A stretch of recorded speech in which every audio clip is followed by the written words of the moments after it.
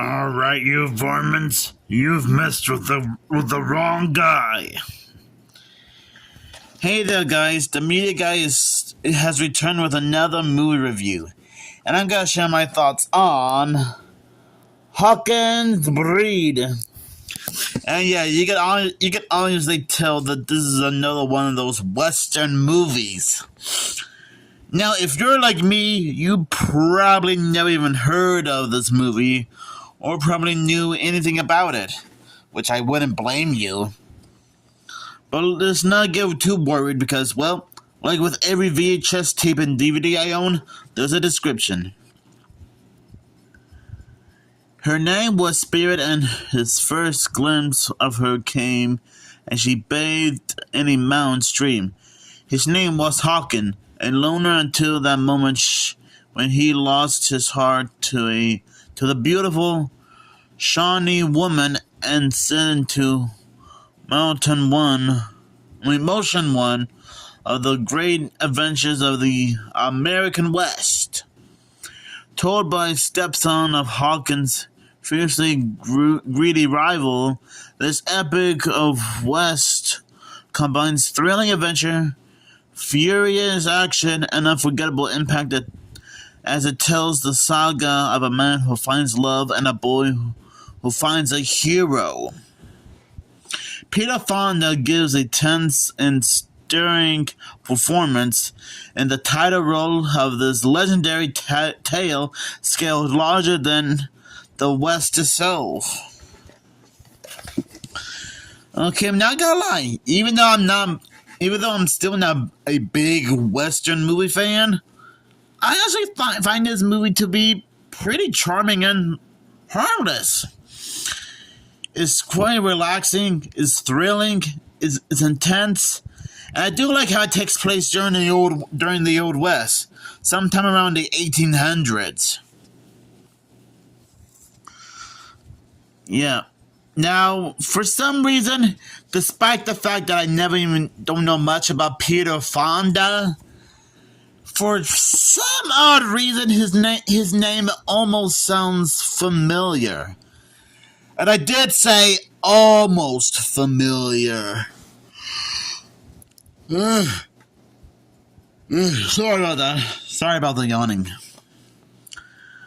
I think Peter Fonda does a fantastic job with his role as Hawkins, since he does play a typical sheriff hero, trying to find out a lot of bad guys along the way while finding true love, which is this beautiful girl, Spirit.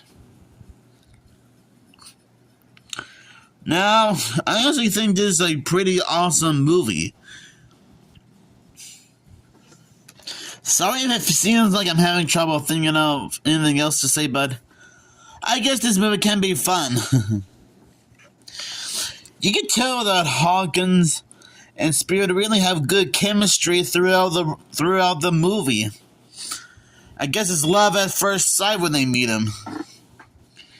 It is a bit upsetting to see Spirit get chased off by other men who's trying to, well, let's just say, make zimzam with her.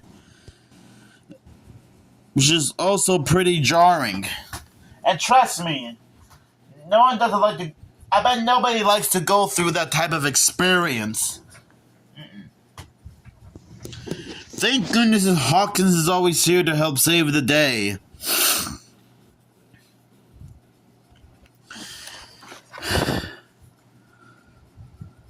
It is pretty neat that the stepson is trying to become more of a hero and trying to protect Spirit from his family.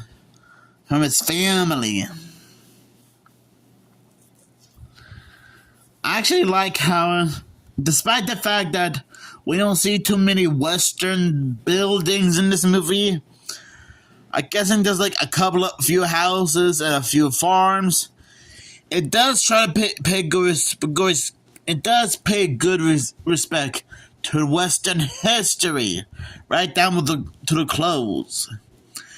And this movie does take place in Tennessee, which I honestly think is a pretty interesting location to film a Western movie. Now, to be fair, they could have just filmed the movie somewhere in the desert part of Nevada or Texas, since either one of those would have been interesting filming locations, but it doesn't matter. I guess sometimes most westerns can take place somewhere in the forest, which is fine by me. Now, if I do have to make a few complaints, and these are just minor, there are times where the acting can be a little bit bland, and it feels like it can be a little bit slow at times. But to be fair, I guess the filmmakers don't want to rush into the action so fastly. They just want us, the viewers, to get to know the characters well. And yeah, I know it's a little bit silly of me to complain about the acting and the pacing, and I should just accept it for what it is, a harmless movie, which it is. But those are the only negatives I have about this movie. The acting is sort of a little bland, but not the worst. And I guess it can be a little bit slow at times. But then again, it's like I said, I guess they want us to know the characters pretty well, and just didn't want to jump into the action so soon. Or so fast. Well, speaking of which, there are a lot of shooting in this movie. There's this one moment where this guy is actually hiding inside a log from another cowboy and ends up blowing his head clean off. And I was like, good lord! I mean, I didn't see that one coming. Okay, well, to be fair, this movie was rated R to begin with.